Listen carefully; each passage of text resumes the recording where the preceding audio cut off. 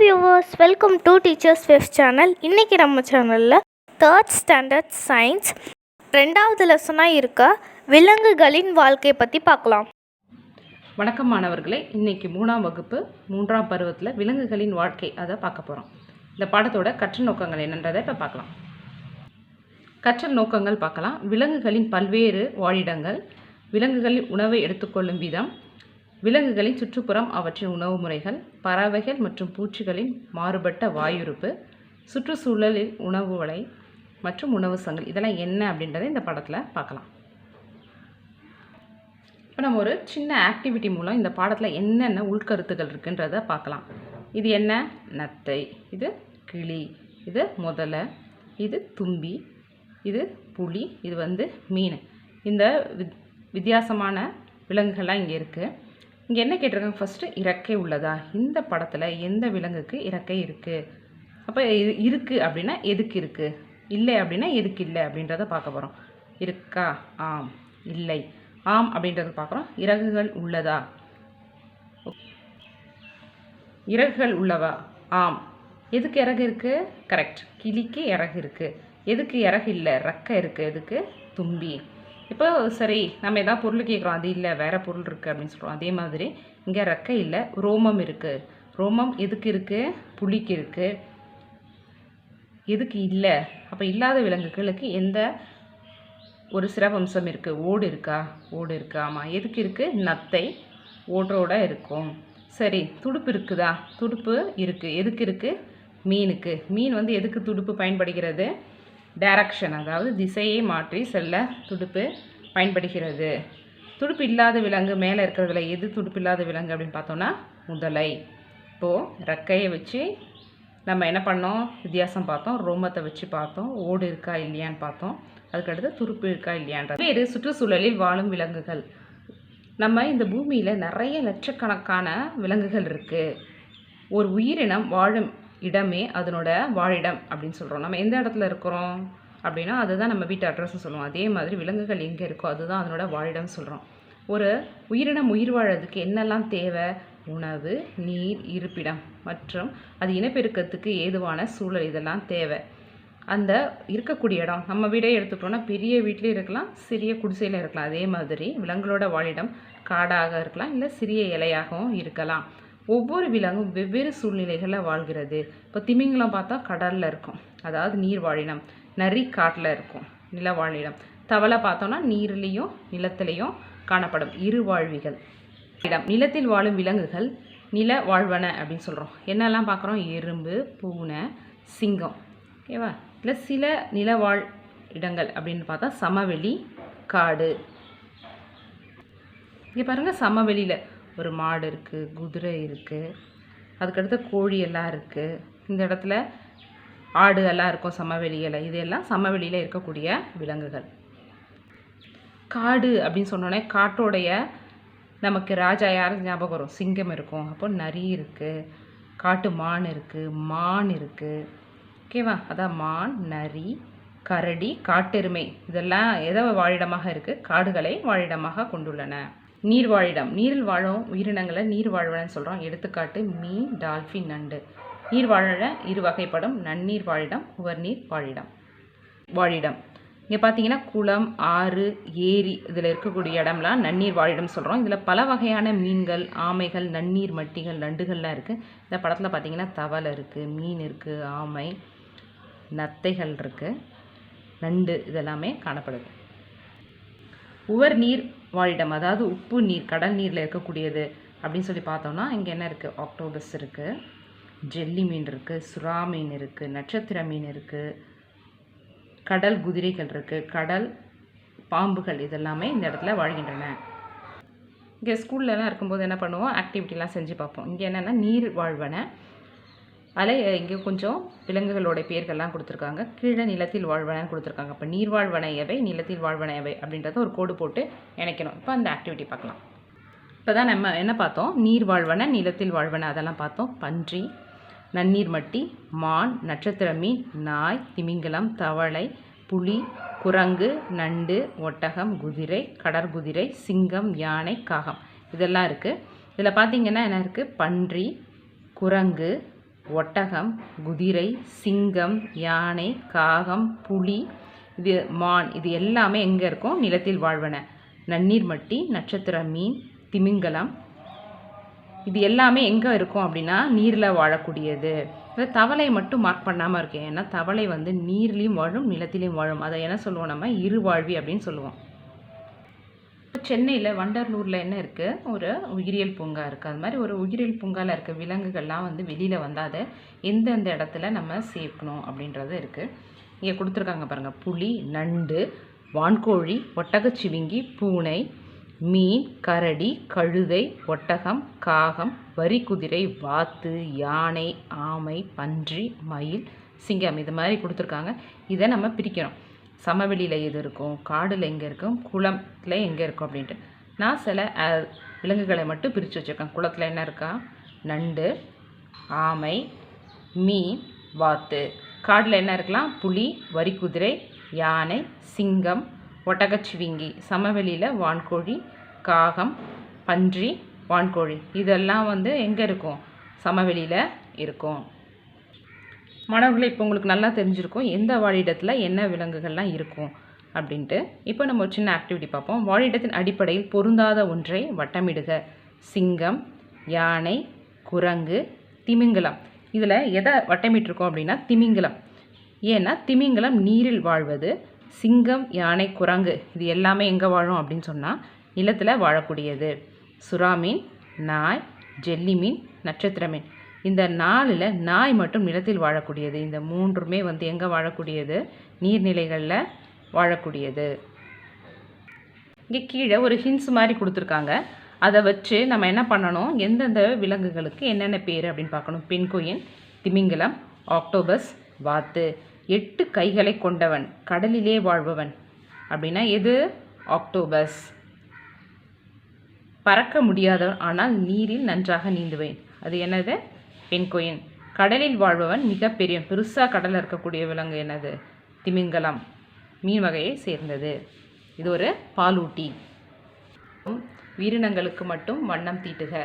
இங்கே ஃபஸ்ட்டு பார்த்தீங்க அப்படின்னு நீரில் வாழும் உயிரினங்களுக்கு மட்டும் வண்ணம் தீட்டுக.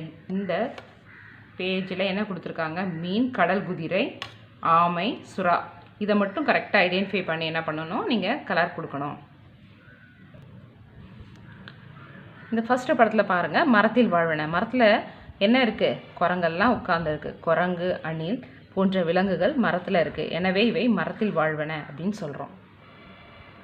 ஃபஸ்ட்டு பார்த்த 2 ஆக்டிவிட்டிலே தவளை பற்றி வந்திருக்கு. தேரை, தவளை போன்றவை நீரிலும் நிலத்திலும் வாழ்கின்றன. ஏன் இது நீர் நிலத்திலும் வாழுகுது அப்படின்னு சொன்னால் இதனுடைய தோல் வந்து ஈரப்பதத்தோடு இருக்கணும். இது தோல் மூலமாக சுவாசிக்குது. அதனால் என்ன பண்ணுது? நீரில் போய் நீர்லேயும் நிலத்திலையும் மாற்றி மாற்றி இது வாழும். அதனால தான் இதை என்ன சொல்கிறோம்? நம்ம இருவாழ்விகள் அப்படின்னு சொல்கிறோம். காகம், பருந்து போன்றவை உயர பறக்கக்கூடியது. இது வந்து பறவைன்னு சொல்கிறோம். இங்கே இன்னொரு ஆக்டிவிட்டி. விலங்குகளை அவற்றின் வாழிடத்தோடு இணைக்க. இந்த இடத்துல என்னெல்லாம்? இங்கே கொஞ்சம் விலங்குகள் கொடுத்துருக்காங்க, இங்கே கொஞ்சம் விலங்குகள் கொடுத்துருக்காங்க. இதில் ஒரு 2-3 விலங்குகள் நான் நினைக்கிறேன். மீதியெல்லாம் நீங்கள் வீட்டில் ஆக்டிவிட்டியாக செய்யுங்க. தவளை. தவளை எங்கே இருக்கும்? நன்னீரில் இருக்கும். முதலையும் நன்னீரில் இருக்கும். ஒட்டகம் எங்கே காணப்படும்? பாலைவனத்தில். சுறா, திமிங்கலம் போன்றவை எங்கே காணப்படும்? கரெக்ட், உவர் நீரில் காணப்படும். விலங்குகளை அவற்றின் வாழிடத்துடன் இணைக்க. இங்கே என்ன பண்ணிருக்காங்க? விலங்குகளுடைய வாழ்விடம் கொடுத்துருக்காங்க. இந்த சைடும் விலங்குகளுடைய வாழ்விடம் கொடுத்துருக்காங்க. ஃபர்ஸ்ட் என்னது? தேனி. இங்கே கீழே என்ன இருக்குது? தேனடை. சிலந்தி, சிலந்தி வலை. பறவை, பறவையோட கூடு. மீன் எங்கே இருக்கும்? நீர்நிலைகளில் இருக்கும். மண்புழு எங்கே இருக்கும்? மக்கிய உரங்களில் காணப்படும். மக்கிய இலை தலைகளில் அது இருக்கும். சிலந்தி என்ன பண்ணியிருக்கு? வலை பின்னும். அந்த வலையில் ஏதாவது சின்ன சின்ன பூச்சிகள் வந்து அதை சாப்பிடும். நீங்கள்லாம் உங்களுக்கு பிடித்த உணவுகளை சாப்பிட்ற மாதிரி விலங்குகள் அந்த என்னென்ன உணவை சாப்பிடுது அப்படின்னு பார்க்குறோம். கேரட், மான், புல், பால், தானியங்கள். இப்போ பார்த்தீங்கன்னா என்ன, கோழி வந்து எதை சாப்பிடும்? தானியங்கள். பூனை பால். ஆடு வந்து எது சாப்பிடும்? புல் சாப்பிடும். கேரட்டை வந்து எது சாப்பிடும்? முயல். மானை எது சாப்பிடும்? யானை சாப்பிடும். விலங்குகளால் தமக்கு தேவையான உணவை தாமே தயாரிக்க முடியாது. அது உணவுக்காக என்ன பண்ணும், தாவரங்கள் இல்லை தாவரத்தை உண்ணும் பிற விலங்குகள் இல்லை அது ஒரு இடத்துல இருந்து இன்னொரு இடத்துக்காக இடம் விட்டு இடம் நகர்ந்துக்கிட்டே இருக்கும். இந்த பற்றி தான் நம்ம இனிமேல் வரக்கூடிய பகுதிகளில் பார்க்க போகிறோம். இந்த சிங்கம் என்ன சொல்லுது, காட்டின் ராஜா நான், மான், வரி குதிரை, ஒட்டக சிவிங்கி ஆகியவற்றை வேட்டையாடி சாப்பிடுவேன். இந்த பிக்சரில் என்ன இருக்குது, சிங்கம். இந்த படத்தில் பார்த்தீங்கன்னா ஒரு கொசு இருக்குது, மனிதனை கடிச்சிட்ருக்கு. விலங்குகளின் ரத்தம் குடிப்பேன். என் இன, அதாவது ஆண் கொசுக்கள் வந்து தாவரங்களோட சாறை மட்டும் குடிக்கும். அப்போ நான் யார் அப்படின்னு கேட்குது, கொசு. பூவிலிருந்து தேனை உறிஞ்சி குடிப்பேன். நான் யார்? இந்த படத்தில் என்ன இருக்குது, வண்ணத்து பூச்சி. தானியங்கள், சிறு பூச்சிகள், மண்புழு போன்றவற்றை குத்தி உண்பேன். என்னதுங்க, கோழி. என் வலையில் சிக்கும் சிறு பூச்சிகளை உண்பேன். எது அது மாதிரி சொல்லுது, சிலந்தி. மண்ணில் உள்ள கரிம கழிவுகள், அதாவது தாவர கழிவுகள், விலங்கு கழிவுகள், நம்ம தூக்கி எறியக்கூடிய பழங்கள், தேவையில்லாமல் தூக்கி எறியக்கூடிய உணவுப் பொருட்கள், இது எல்லாம் மக்க செய்து நுண்ணுயிர்களை உண்கிறது. அது யார் அப்படின்னா மண்புழு. இந்த படத்தில் பார்த்தீங்கன்னா யானை வந்து எதை சாப்பிடுது, கரும்பு சாப்பிடுது. தென்னை ஓலை, கரும்பு, வாழைப்பழம், தாவர இழைகளை தும்பிக்கையின் உதவியால் உண்பேன். நான் யார், யானை. இப்போ ஒரு ஆக்டிவிட்டி, கொடுக்கப்பட்டுள்ள குறிப்புகளை பயன்படுத்தி பணித்தாள்களை நிறைவு செய்க. இந்த பாடத்தில் இது வரைக்கும் பார்த்ததை வச்சு நம்ம இதை ஃபில் பண்ணுவோம். புலி, பல்லி, மான், புறா, தேனி, வண்ணத்து பூச்சி, ஆடு, நரி, அணில், மரங்கொத்தி. தானியங்களை உண்ணும் விலங்குகள், புறா, அணில்.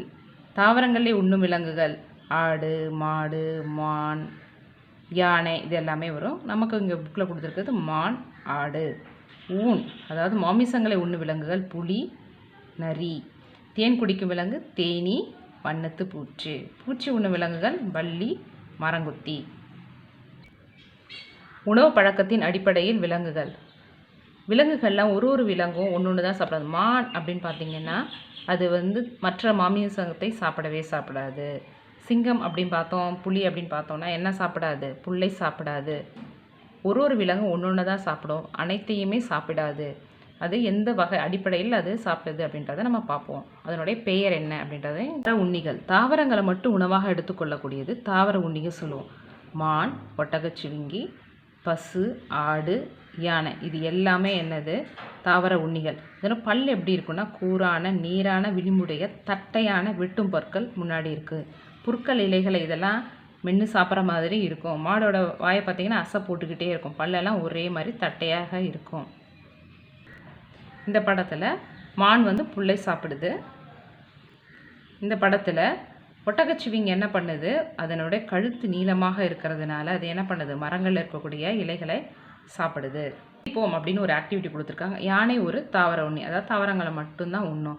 ஆனால் அதன் முன்பற்கள் தட்டையாக இல்லை. அப்பற்கள், வெட்டும் பற்கள் எங்கே உள்ளன? அந்த வெட்டும் பற்கள் என்னவாக மாறி இருக்கு அப்படின்னு பார்த்தீங்க அப்படின்னா அது வெட்டும் பற்கள் தந்தங்களாக மாறி உள்ளது. அதனுடைய பயன்பாடுக்கேற்ற போல வெட்டும் பற்கள் தந்தங்களாக மாறி உள்ளது. இறைச்சியை மட்டும் உணவாக உண்ணும் விலங்குகள் ஊன் உண்ணிகள் அப்படின்னு சொல்கிறோம். எடுத்துக்காட்டு கழுதை, புலி, சிங்கம், சிறுத்தை, நீர்நாய். இதனோட பல்லு எப்படி இருக்குன்னா நல்ல கோரை பல்ல இருக்கும். இது வந்து எதுக்குன்னா அந்த உணவை கிழிக்க பயன்படுகிறது. நம்ம வீட்டில் இருக்கக்கூடிய இந்த பூனை, நாயோட பல்லை பார்த்தோம் அப்படின்னா நல்லா ஷார்ப்பாக இருக்கும். எதுனாலும் இறைச்சியை கிழிக்க ஏதுவாக அதன் பல் அமைப்பு காணப்படும். இங்கே பார்த்தீங்கன்னா இங்கே என்ன பண்ணுது, ஒரு இறைச்சியை சாப்பிடுது. இந்த இடத்துல முதல்ல என்ன பண்ணுது, வாயில் எதை கவி இருக்குது, மீனை கவி இருக்குது. அனைத்துண்ணிகள், தாவரங்களையும் மாமிசத்தையும் உணவாக உண்ணும் விலங்குகளை என்ன சொல்கிறோம், அனைத்துண்ணி சொல்கிறோம். எடுத்துக்காட்டு கரடி, மனிதன், காகம், கோழி, நரி. இவை உணவை வெட்ட, கிழிக்க, அரைக்க ஏற்ற வகையில் அனைத்து பற்களும் உள்ளது. அதாவது வெட்டும் பற்கள், கோரை பற்கள், கடைவாய் பற்கள், முன்பற்கள் அப்படின்ட்டு நிறைய பற்கள்லாம் இருக்கும். இங்கே பாருங்கள், கரடி என்ன பண்ணுது, மீனை சாப்பிடுது, தேனையும் குடிக்கும். இங்கே இந்த குட்டி பையன் என்ன பண்ணுறான், உங்களை மாதிரி ஒரு பழத்தை சாப்பிட்றான். பக்கத்துலேயே என்ன இருக்குது, மாமிசமும் இருக்குது. உணவிற்காக பிற உயிர்களை கொல்லும் விலங்குகளை என்ன சொல்கிறோம், வேட்டை விலங்குகள். முக்கியமாக என்ன பண்ணுவாங்க, நாயை வந்து வேட்டை நாய்கள் சொல்லுவோம். அதுக்கடுத்தது கொல்லப்படும் விலங்குகள், இறை. வேட்டை விலங்குகளுக்கு எடுத்துக்காட்டு புலி, சிங்கம். இறைக்கு எடுத்துக்காட்டு என்னதுன்னா மான், ஆடு அது மாதிரி இருக்கக்கூடிய விலங்குகள்லாம் எடுத்துக்காட்டு. இங்கே ஒரு ஆக்டிவிட்டி கொடுத்துருக்காங்க. இப்போ நம்ம பார்த்ததுலேருந்து இந்த ஆக்டிவிட்டி செய்யலாம். தாவர உண்ணிக்குடுவை, ஊன் உண்ணிக்குடுவை, அனைத்துண்ணிக்குடுவை அப்படின்ட்டு 3 இருக்குது. தாவரங்களை மட்டும் உணவாக உட்கொள்பவை தாவர உண்ணி. ஊன் உண்ணி அப்படின்னு சொல்கிறது என்ன அப்படின்னா விலங்குகளை உணவாக உட்கொள்வது, அதாவது தாவர உண்ணியை உணவாக உட்கொள்வது. அனைத்துண்ணி அப்படின்னா தாவர உண்ணியையும் விலங்கு உண்ணியையும் உணவாக எடுத்துக்கொள்வது அப்படின்னு சொல்கிறது தான் அனைத்துண்ணி. இப்போ இங்கே பார்த்தீங்க அப்படின்னா தாவர உண்ணி என்னது? யானை, ஆடு, மாடு, இது எல்லாமே என்ன? தாவர உண்ணி. இப்போ விலங்குண்ணி அப்படின்போது என்ன பார்ப்போம்? முதலை, நரி, சிங்கம், இது எல்லாமே வந்து என்னது? உண்ணுண்ணி. அனைத்துண்ணி நம்ம ஏற்கனவே பார்த்துருக்கோம்.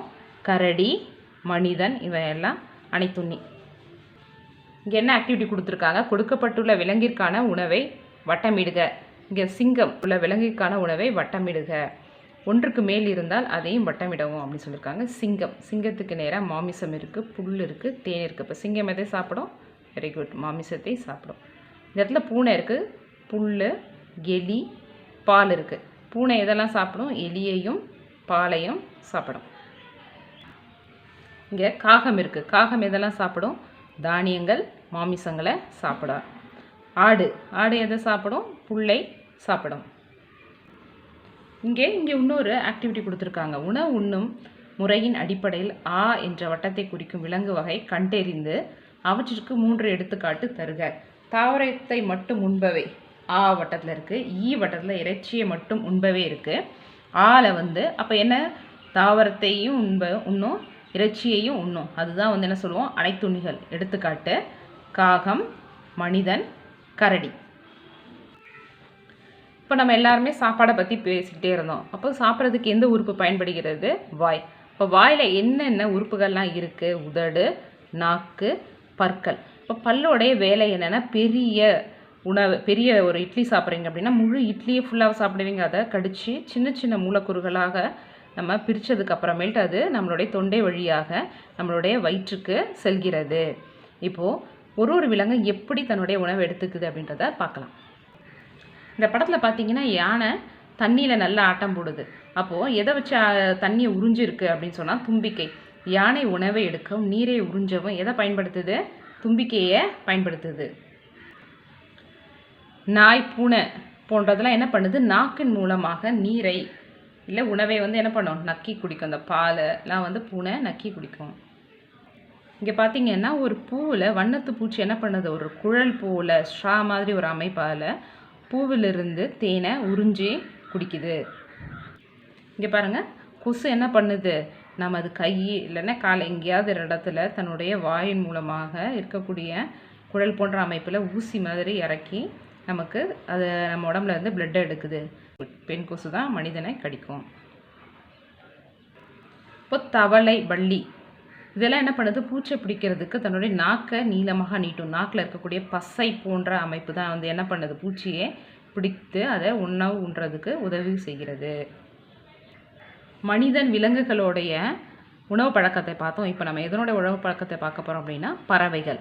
ஃபஸ்ட்டு கழுகு வந்து அதனுடைய இறகு அப்படின்னு சொல்லி பார்த்தா நல்லா ஸ்ட்ராங்காக இருக்கும். இறையை பிடிக்கவும் அதனுடைய தசை கிழிக்கிறதுக்கும் உறுதியாகவும் கூராகவும் சற்று வளைந்தும் காணப்படும்.